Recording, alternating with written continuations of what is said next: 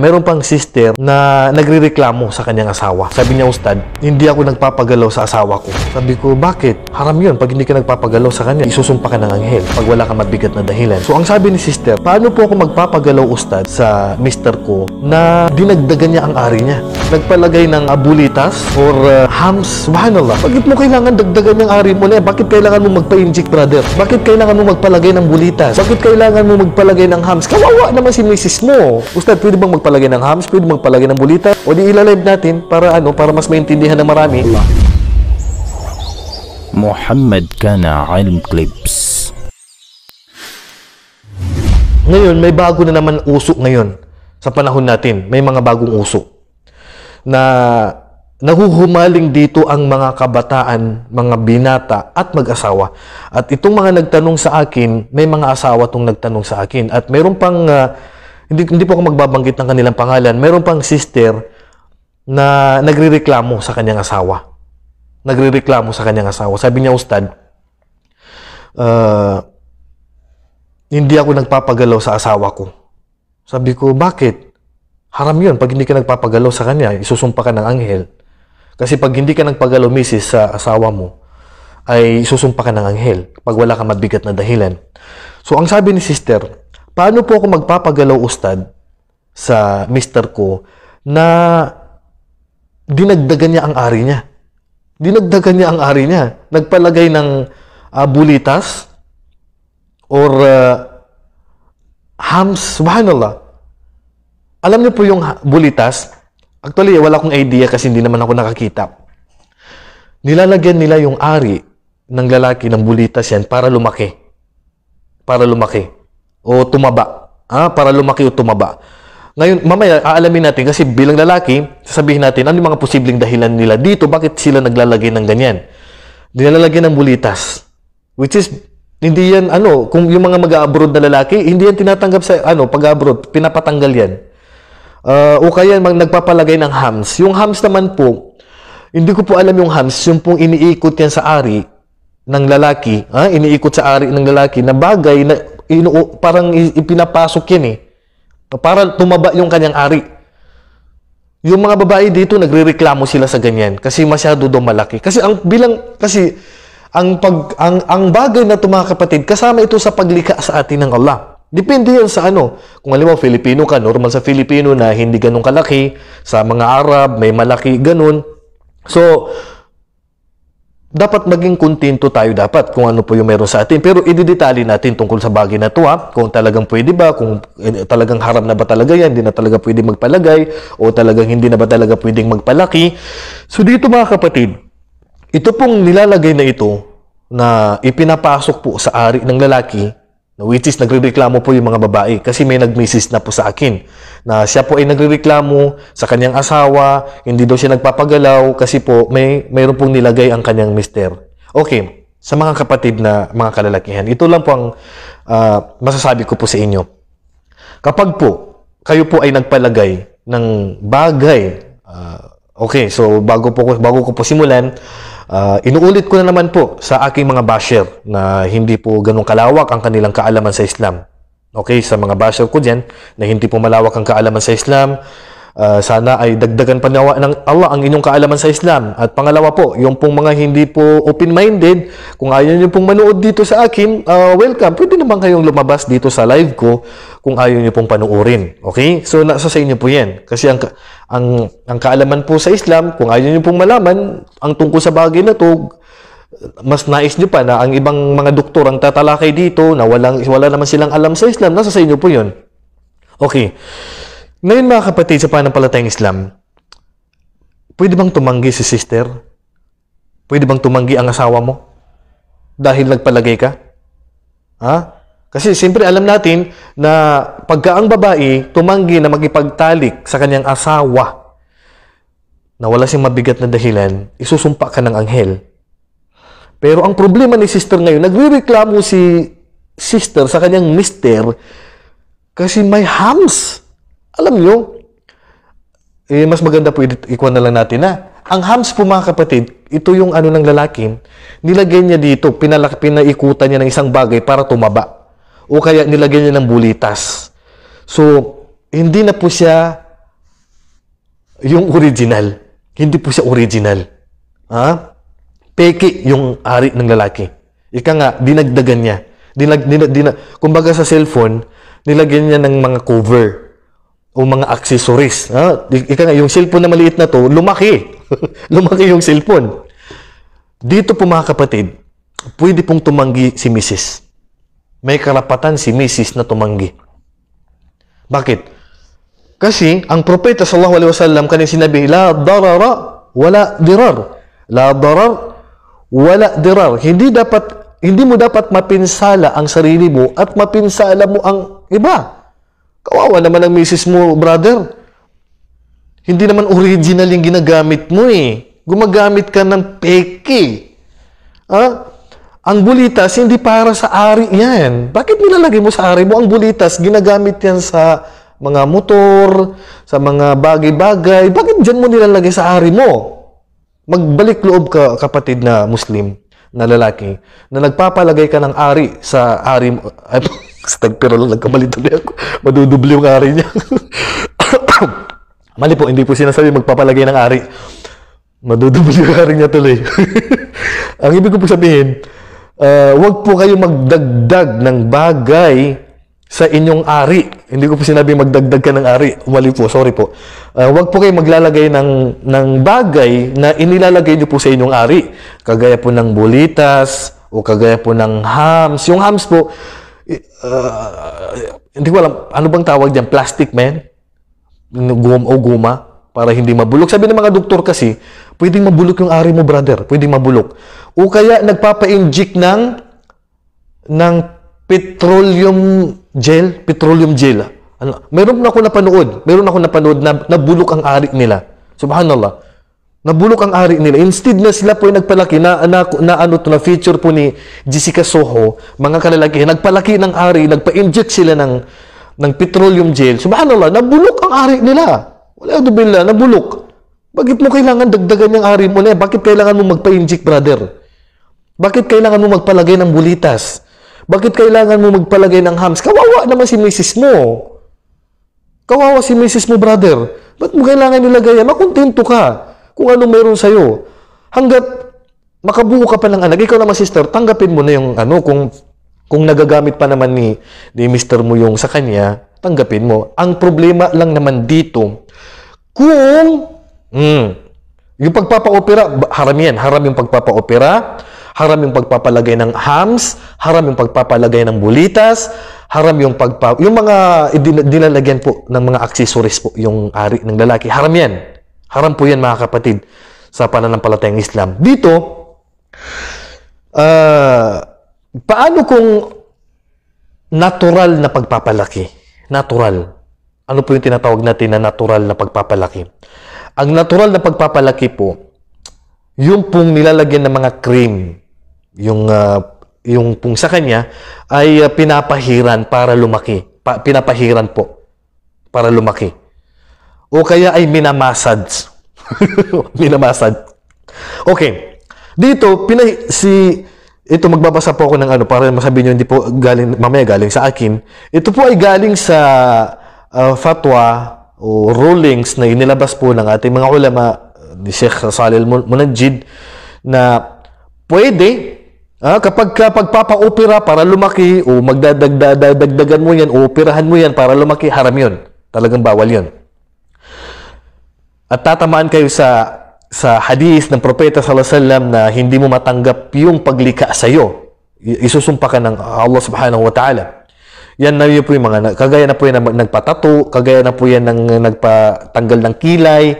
Ika nga, dinagdagan mo yung delikasya ng Allah at hindi ka nakontento sa sarili mo. Dito, mga kapatid, yung pagpapalaki sa mabigat na dahilan, halimbawa, si brother, ay maliit sa kanya. Maliit. Pag sinabi natin maliit, walang pakinabang. Walang pakinabang. Ika nga, nagpakasal si Mrs. sa kanyang asawa, nung sila po ay magtalik na, hindi po umaabot. Hindi po umaabot. Ang ibig kong sabihin, as in, wala pong pakinabang. Wala pong pakinabang yung kay mister. Sa sobrang liit, Hindi ko na po sabihin natin napakaliit kay Mr. May totoo po yan kasi hindi naman po ito may pagkakaila kasi bakit? May classmate ako noon na talagang maliit talaga sa kanya. So, dito mga kapatid, sabi ng ating mga ulama, kung ang layunin mo sa pagpapalaki ng ari mo na yan, ay dahil sa hindi talaga mapakinabangan ni misis mo, dito pinahihintulutan na. Kasi may mabigat kang dahilan. Kasi nga bakit hindi mo mapakinabangan at hindi mo maibigay ang karapatan ni misis? Kasi mga kapatid, kapag maliit po ang ari ni Mr. dito at hindi po mapakinabangan ni misis yan, para sa kaalaman po ng kalalakihan, kabilang po ito sa bagay na ipinahihintulot kay misis na humiling ng hiwalay. Totoo po yan. Basahin natin ng isa sa sinabi ng ating mga ulama. Sa libro na Al-Hawi Al-Kabir ni Al-Mawardi, ito, isa po sa mga scholar ng Shafi'iyya, sabi niya, Amal Jub. Sabi niya, Fahuwa Qat'u Dhakar. Ito yung maliit. Sabi natin maliit ang kanyang ari o putol ang kanyang ari. Fa in kana jami'uhu maqtu'an falahal khiyar. Kapag walang ari yung lalaki, pwedeng humiling ang babae. Kumbaga, magkakaroon ng option si sister. Pwedeng manatili sa kanyang mister o pwede siyang humiling ng hiwalay. Putol ang ari. Li'annahu adwa mudararan min al-innati allati yurja zawaluha. Mas mainam naman daw yung hindi tinatayuan kaysa naman putol ang ari. Kasi yung inna, pwede pa namang tumayo yan. Pero yung putol na yung ari, talagang wala na talagang pag-asa yan. Wa in kana ba'du dhakari maqtu'an nadhara fi baqihi. Kung ang ilan sa parte ng kanyang ari ay putol, ay titingnan pa yung natitira kung may pakinabang pa yung natitira doon. Fa in kana la yaqdiru ala ilajihi imma li da'fihi aw li sigharihi fala khiyar. Ito po nabanggit ito sa libro na Al-Hawi Al-Kabir mula sa mga umahatul kutub, mula sa mga mother na books ni Imam Al-Mawardi mula sa scholar ng Shafi'iyya. Kapag kasabi niya ay wala na pong kakayahan ang lalaki na gamitin ang kanyang ari na ipasok sa ari ng kanyang asawa o dahil sa kahinaan o dahil sa liit ng kanyang ari, ay pwede na pong magkakaroon po ng option si sister. Pwede na po siyang manatili sa kanyang asawa o pwede siyang humiling ng hiwalay sa kanyang asawa. So yan po mga kapatid. So dito, dahil po si brother maliit sa kanya, so dito pwede siyang magpalaki. Pwede siyang magpa-opera para dagdagan yung sa kanya. Okay? Pero sa condition, ingatan niyo po, baka mamaya mabulok yan. Kagaya po na feature po sa Jessica Soho, nabulok yung mga ari ng lalaki kasi nagpa-inject sila ng petroleum jelly. No? So, pero yung mga kalalakihan ngayon, nagtatanong sa akin, kayo po, mga kapatid na kalalakihan, ito po para sa inyo to. Kung ang layunin mo lang ay para mag-enjoy si misis mo o para masabi na malaki ang ari mo, na, kumbaga, may pakinabang naman yan. Ito sinasabi ko po sa brother. Haram yan. Haram yung ginagawa mo. Nagpapalagay ka ng hams, papalagay ka ng bulitas, o kaya ay sasabihin pa natin na gagamit ka ng cream para lumaki yan. Para saan? Yan po ay napulot natin yan sa sa western, mga western na sa mga bansang Amerikano. Mga kapatid, wag po tayong hindi po laro yan Kawawa naman yung asawa mo. Dili ka ng Allah sa sukat na yan. Ganyan, tanggapin mo na. Ang sabi ng propeta sallallahu alaihi wasallam, irba bima qasamallahu lak takun aghnan nas. Tanggapin mo, brother. Kung yan po ang ipinagkaloob sa'yo ng Allah, kung ganyan lang po kalitang sa'yo, tanggapin mo na. Ang mahalaga, may pakinabang. Ang pinahihintulutan lang naman dito, yung walang pakinabang. Yung sobrang liit, yung wala lang pakinabang, dito, pwede natin sabihin sa kanya na, okay, pwede kang magpahaba o magpalaki kasi nga hindi po mapakinabangan yan. Pero yung pong mga kabataan ngayon, yung pong mga kabataan, yung iba nga wala pang asawa, nagpapalagay na ng hamsi. Wala ka pang asawa, haram na yan Yung pa kayo may asawa o kaya nagpapa-inject. Itagdag natin, ano pa yung mga tanong diyan? Nagpapa-inject. Yung injection, o anong i-inject nila diyan? Yung petroleum jelly. O ano pa yung mga ano dyan, nilalagyan nila yung mga binibili nilang mga cream. Actually, yung ibang mga ulama sabi nila, walang problemang magpalagay. Pero para saan? Para saan at magpapalagay ka niyan? Haram yan. Hindi po pwedeng magpalagay ng ganyan kapatid na para lumaki yung sayo. Para saan? Maliban lang sabi ko nga sa inyo, kung mabigat ang dahilan mo. Kasi siyempre, pag hindi mo naman mapakinabangan yan sayo, pwede talagang humiling ng hiwalay ang asawa mo sa'yo. So yan po mga kapatid, ito po ay payo sa mga kalakihan, mga kabataan. Ngayon, itigil niyo po yan, tanggalin niyo po yan. Tanggalin niyo po yung, ikaw brother, mayroon dyan nagrereklamo asawa. Hindi mo alam. Alam mo kung bakit, alam mo kung hindi magkikipagtalik ang asawa mo sa'yo dahil mayroong accessories yan sa'yo? Ha? Mayroong, o yung Titan Gel, o yan, napanood ko yan, na pinopromote yung nilalagay yan sa ano. Ikaw brother, kapag ka ang ari mo na may bulitas yan at may hams yan o nagpaturok ka, tandaan mo yan, pwedeng tumanggi ang asawa mo sa'yo. Pwede po siyang tumanggi na magkipagtalik sa'yo. Sinasabi ko po, hindi po kabilang si sister sa isusumpa ng Allah kapag hindi mo tanggalin yan. Kaya naman nagre-reklamo asawa mo sa'yo kasi nilagyan mo ba ng ganyan? Sino pa naman ang hindi magre-reklamo? Wala na sa kanyang original. Peke ang ano mo, peke. Maging original, makontento po kayo brother. Opo, makontento po kayo sa anumang meron sa'yo. Kung may pakinabang naman yan, alhamdulillah, at least may pakinabang, di ba? Mundo lang to. Temporary lang naman tong mundo, mga kapatid. Gusto mo bang kabilang ka sa isusumpa ng propeta at Allah subhanahu wa ta'ala? Gusto mo ba na maging gumagawa ka ng haram, mananatili ang ari mo na yan na hindi original? Itatanong sa'yo ng Allah yan. Itatanong sa'yo ng Allah yan, bakit tayo nagbalagay? Dili ka kita na ganyan ang ari mo, pwede naman mapakinabangan, tapos nagpa-opera ka pa? Hindi ka ba kontento sa pinagkaloob ko sa'yo? Itatanong sa'yo ng Allah yan sa kabilang buhay, brother. Huwag po tayong sumabay sa mga pauso ngayon.